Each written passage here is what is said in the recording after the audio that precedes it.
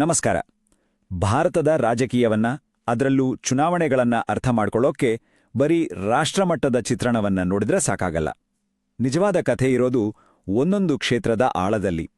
ಅದರ ನಾಡಿಮಿಡಿತವನ್ನ ನಾವು ಅರ್ಥ ಮಾಡ್ಕೊಳ್ಬೇಕು.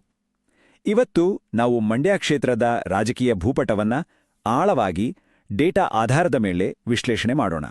ಕರ್ನಾಟಕದ ಹೃದಯ ಭಾಗದಲ್ಲಿರೋ ಮಂಡ್ಯ ನಮ್ಮ ಇವತ್ತಿನ ಈ ವಿಶ್ಲೇಷಣೆಯ ಕೇಂದ್ರಬಿಂದು. ಈ ಮಣ್ಣಿನ ಜನರ ಆಸೆ ಆಕಾಂಕ್ಷೆಗಳೇನು, ಅವರ ತೀರ್ಪು ಹೇಗಿತ್ತು ಮತ್ತು ಆ ತೀರ್ಪಿನ ಹಿಂದಿರೋ ಅಂಕಿಅಂಶಗಳು ಏನ್ ಹೇಳ್ತಾವೆ ಅನ್ನೋದನ್ನ ಒಟ್ಟಿಗೆ ಬಿಡಿಸಿ ನೋಡೋಣ ಬನ್ನಿ. ನಮ್ಮ ಈ ಪಯಣ 5 ಪ್ರಮುಖ ಹಂತಗಳಲ್ಲಿ ಸಾಗುತ್ತೆ. ಮೊದಲು ಮಂಡ್ಯದ ಮಣ್ಣು ಮತ್ತು ಮತದಾರರನ್ನ ಅರ್ಥ ಮಾಡ್ಕೊಳ್ಳೋಣ. ಆಮೇಲೆ ತೀರಾ ಇತ್ತೀಚಿನ ಚುನಾವಣೆಯ ತೀವ್ರ ಪೈಪೋಟಿಯನ್ನ ವಿಶ್ಲೇಷಿಸೋಣ. ಜನರ ನಿಜವಾದ ಸಮಸ್ಯೆಗಳೇನು ಅನ್ನೋದನ್ನ ಕೇಳೋಣ. ಈ ಸಮಸ್ಯೆಗಳಿಗೆ ಪರಿಹಾರವಾಗಿ ಆಡಳಿತಕ್ಕೆ ಒಂದು ನೀಲನಕ್ಷೆಯನ್ನ ಹೇಗೆ ರೂಪಿಸಬಹುದು ಅಂತ ನೋಡೋಣ. ಮತ್ತು ಕೊನೆಯದಾಗಿ ಬರೀ ಅಂಕಿಅಂಶಗಳಿಂದ ಜನರ ಘನತೆಯವರೆಗೆ ಸಾಗುವ ದಾರಿ ಯಾವುದು ಅಂತ ಚರ್ಚಿಸೋಣ. ನೋಡಿ, ಯಾವುದೇ ಕ್ಷೇತ್ರದ ರಾಜಕೀಯದ ಆಳಕ್ಕೆ ಇಳಿಯೋ ಮುಂಚೆ ಅಲ್ಲಿನ ನೆಲ, ಜಲ, ಜನರನ್ನ ಅರ್ಥ ಮಾಡ್ಕೊಳ್ಳೋದು ತುಂಬಾನೇ ಮುಖ್ಯ.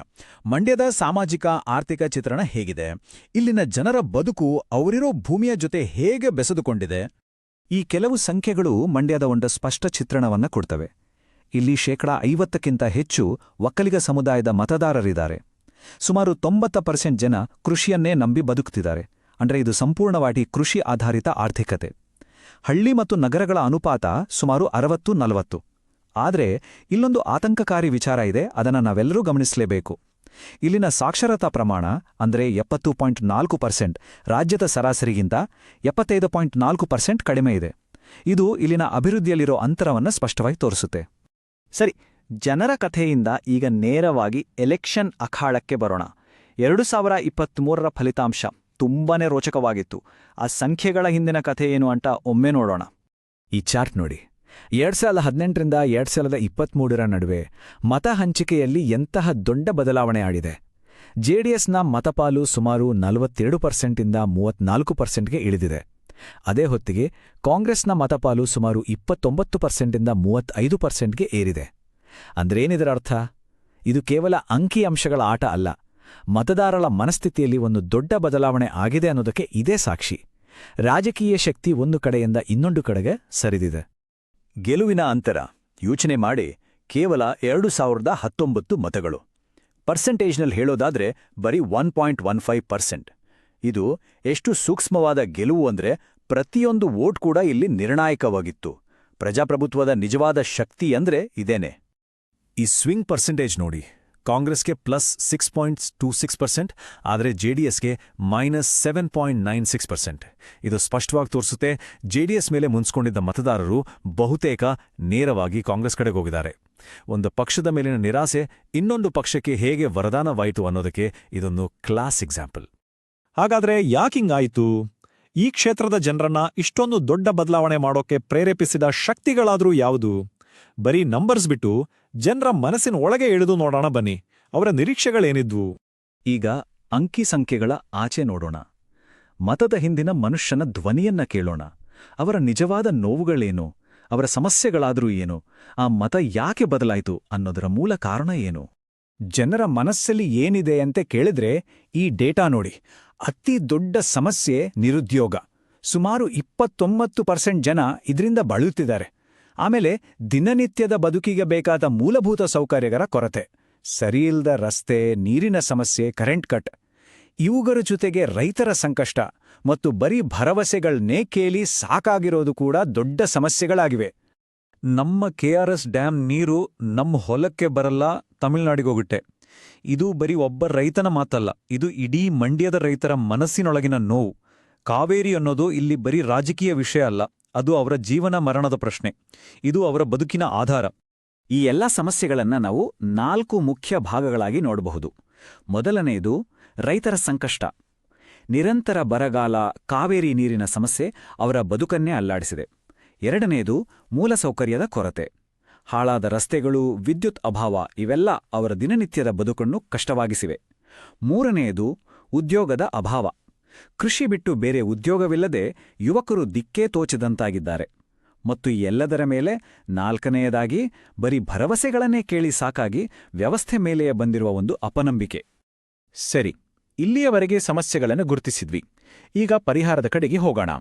ಡೇಟಾವನ್ನೇ ಆಧಾರವಾಗಿಟ್ಕೊಂಡು ಆಡಳಿತಕ್ಕಾಗಿ ಮತ್ತು ಗೆಲುವಿಗಾಗಿ ಒಂದು ಸ್ಪಷ್ಟವಾದ ನೀಲನಕ್ಷೆಯನ್ನ ಹೇಗೆ ತಯಾರಿಸಬಹುದು? ಇದಕ್ಕೆ ನಾವು ಚತುರ್ಮುಖ ಕಾರ್ಯತಂತ್ರ ಅಂತ ಕರೀಬೋದು. ಅಂದ್ರೆ 4 ದಿಕ್ಕುಗಳಿಂದಲೂ ಸಮಸ್ಯೆನ ಎದುರಿಸೋದು. ಇದು ರಾಜಕೀಯ, ಸಾಮಾಜಿಕ, ಆರ್ಥಿಕ ಹೀಗೆ ಎಲ್ಲಾ ಆಯಾಮಗಳನ್ನ ಒಟ್ಟಿಗೆ ಪರಿಗಣಿಸುವ ಒಂದು ಸಮಗ್ರ ಯೋಜನೆ. ಹಾಗಾದ್ರೆ ಈ 4 ಮುಖಗಳು ಯಾವುವು? ಮೊದಲನೆಯದು ಅಭಿವೃದ್ಧಿಯ ಮುಖ, ಅಂದ್ರೆ ಜನರಿಗೆ ಕಣ್ಣಿಗೆ ಕಾಣುವಂಥ ಕೆಲಸ ಮಾಡೋದು. ರಸ್ತೆ, ನೀರಾವರಿ, ಉದ್ಯೋಗ. ಎರಡನೆಯದು ಸಾಮಾಜಿಕ ಸಾಂಸ್ಕೃತಿಕ ಮುಖ, ಕ್ಷೇತ್ರದ ಪ್ರಬಲ ಸಮುದಾಯದ ಆಶೋತ್ತರಗಳಿಗೆ ಸ್ಪಂದಿಸುವುದು. ಮೂರನೇದು ರಾಜಕೀಯ ಮುಖ, ಮೈತ್ರಿಗಳನ್ನ ಸರಿಯಾಗಿ ನಿಭಾಯಿಸೋದು. ಮತ್ತು 4ನೇದು ಇವತ್ತಿನ ಕಾಲಕ್ಕೆ ಅತಿ ಮುಖ್ಯವಾದದ್ದು ಕಾರ್ಯತಂತ್ರದ ಮುಖ, ಅಂದ್ರೆ ಡೇಟಾವನ್ನು ಬಳಸಿ ಪ್ರತಿ ಬೂತ್ ಮಟ್ಟದಲ್ಲಿ ಜನರನ್ನು ತಲುಪುವುದು. ಬರೀ ಮಾತುಗಳಲ್ಲ, ಬದಲಿಗೆ ನಿರ್ದಿಷ್ಟ ಯೋಜನೆಗಳು. ಉದಾಹರಣೆಗೆ ನೋಡಿ, 15 ಕೋಟಿ ರೂಪಾಯಿ ವೆಚ್ಚದಲ್ಲಿ ಕೃಷ್ಣರಾಜಗೌಡ ಕಾಲುವೆ ನಿರ್ಮಾಣ. ಇದರಿಂದ 5,000 ಹೆಕ್ಟೇರ್ ಭೂಮಿಗೆ ನೀರು ಸಿಗುತ್ತೆ. 50 ಕೋಟಿ ವೆಚ್ಚದಲ್ಲಿ ಮಂಡ್ಯ ಇಂಡಸ್ಟ್ರಿಯಲ್ ಪಾರ್ಕ್. ಇದರಿಂದ 1,500 ನೇರ ಉದ್ಯೋಗ ಸೃಷ್ಟಿಯಾಗುತ್ತೆ. ಇವು ಬರೀ ಭರವಸೆಗಳಲ್ಲ, ಇವು ಜನರ ಜೀವನದಲ್ಲಿ ಬದಲಾವಣೆ ತರುವಂಥ ಲೆಕ್ಕಾಚಾರ ಇರುವಂಥ ಯೋಜನೆಗಳು. ಯಾವುದೇ ಪ್ಲಾನ್ ವರ್ಕ್ ಆಗ್ಬೇಕಂದ್ರೆ ಸಂವಹನದಲ್ಲಿ, ಅಂದ್ರೆ ಜನರಿಗೆ ನಾವು ಏನು ಹೇಳ್ತೀವಿ ಅನ್ನೋದರಲ್ಲಿ ಒಂದು ಶಿಸ್ತು ಇರಲೇಬೇಕು. ಏನು ಮಾತಾಡಬೇಕು, ಏನು ಮಾತಾಡಬಾರ್ದು. ನೋಡಿ, ರೈತರ ಸಮಸ್ಯೆ, ಉದ್ಯೋಗ, ಮಹಿಳಾ ಕಲ್ಯಾಣದ ಬಗ್ಗೆ ಮಾತಾಡಬೇಕು. ಆದರೆ ನೇರವಾಗಿ ಜಾತಿ, ಧರ್ಮದ ಮಾತುಗಳನ್ನು, ವಿವಾದಾತ್ಮಕ ರಾಷ್ಟ್ರೀಯ ವಿಚಾರಗಳನ್ನು ಸಂಪೂರ್ಣವಾಗಿ ದೂರ ಇಡಬೇಕು. ನಮ್ಮ ಫೋಕಸ್ ಇರಬೇಕಾಗಿದ್ದು ಕೇವಲ ಸ್ಥಳೀಯ ಅಭಿವೃದ್ಧಿಯ ಮೇಲೆ. ನೆನಪಿಡಿ, ನಮ್ಮ ಸಂವಿಧಾನವು ಪ್ರತಿಯೊಬ್ಬರಿಗೂ ಘನತೆಯಿಂದ ಬದುಕುವ ಹಕ್ಕನ್ನು ನೀಡಿದೆ ಮತ್ತು ನಮ್ಮ ಮಾತುಗಳು ಆ ಘನತೆಯನ್ನು ಎತ್ತಿ ಹಿಡಿಯುವಂತಿರಬೇಕು, ಜವಾಬ್ದಾರಿಯುತವಾಗಿರಬೇಕು. ಸರಿ, ಮಂಡ್ಯದ ಈ ಒಂದು ಅಧ್ಯಯನದಿಂದ ನಾವು ಕಲಿಬೇಕಾದ ಪಾಠವಾದ್ರೂ ಏನು? ಇದು ಬರೀ ಒಂದೇ ಒಂದು ಕ್ಷೇತ್ರದ ಕಥೆಯಲ್ಲ. ಇದು ಇಡೀ ಭಾರತದ ರಾಜಕೀಯದ ಭವಿಷ್ಯಕ್ಕೆ ಒಂದು ಹಿಡಿದ ಕೈಗನ್ನಡಿ. ಹಾಗಾದ್ರೆ ಒಟ್ಟಾರೆಯಾಗಿ ಮಾಡಬೇಕಾದ ಬದಲಾವಣೆಗಳೇನು?